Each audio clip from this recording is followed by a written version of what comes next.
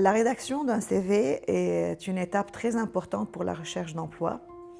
Euh, on doit prêter attention surtout sur la partie de l'expérience professionnelle. Cette partie-là, elle reprend toute la vie de la personne.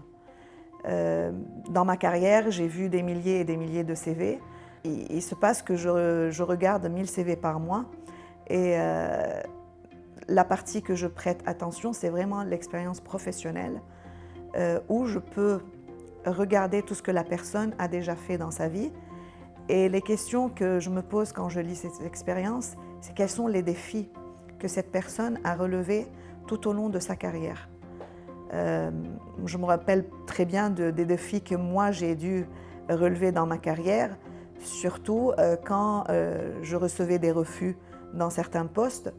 Et quand les postes ne durent pas longtemps, il ne faut pas avoir peur de ça parce que, vu mon parcours, c'est ce qui m'a permis d'arriver où j'en suis, un chef d'entreprise épanoui et qui a comme la plus grande expérience dans ma vie qui a duré le plus longtemps, c'est justement l'expérience en tant que chef d'entreprise. Il ne faut pas avoir peur de mettre toutes les expériences qu'on a vécues, les courtes ainsi que les longues, parce que chaque expérience reflète un vécu. Et c'est ce qui fait ce qu'on est aujourd'hui. Et un CV, comme le nom indique, Curriculum Vitae, c'est vraiment tracer toute notre vie. Pourquoi les expériences professionnelles sont plus importantes que le diplôme ou que les hobbies? Certaines personnes, je vois, elles développent beaucoup la partie hobby. C'est intéressant, mais ça reste, c'est pas ça ce que moi, en tant qu'employeur, je cherche.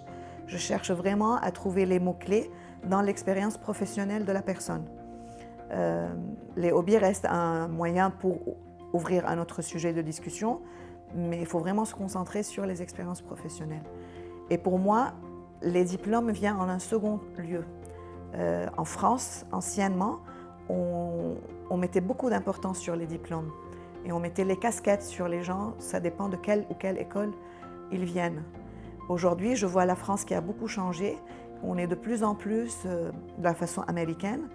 On regarde ce que la personne elle peut apporter à la société et non pas de quelle école elle vient. N'empêche que la formation aussi, elle est importante sur un CV, mais je reviens toujours à ce que l'expérience professionnelle soit bien écrite et soit bien explicite pour que l'employeur, pour que ça saute aux yeux de l'employeur ce que la personne elle a fait rapidement.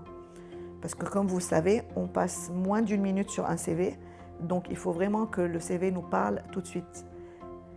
Le CV pour moi et les expériences professionnelles sont le pitch que les commerciaux ou les auto-entrepreneurs ou les entrepreneurs utilisent.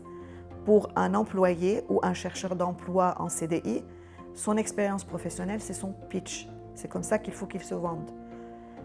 Et c'est très difficile de faire parler un CV. Donc, n'hésitez pas à mettre le maximum dans l'expérience professionnelle. Pour revenir un peu au CV, il faut savoir que l'intelligence artificielle, justement, a révolutionné le monde du recrutement. Mais il ne faut jamais négliger le CV. Jamais négliger l'écriture dans un CV.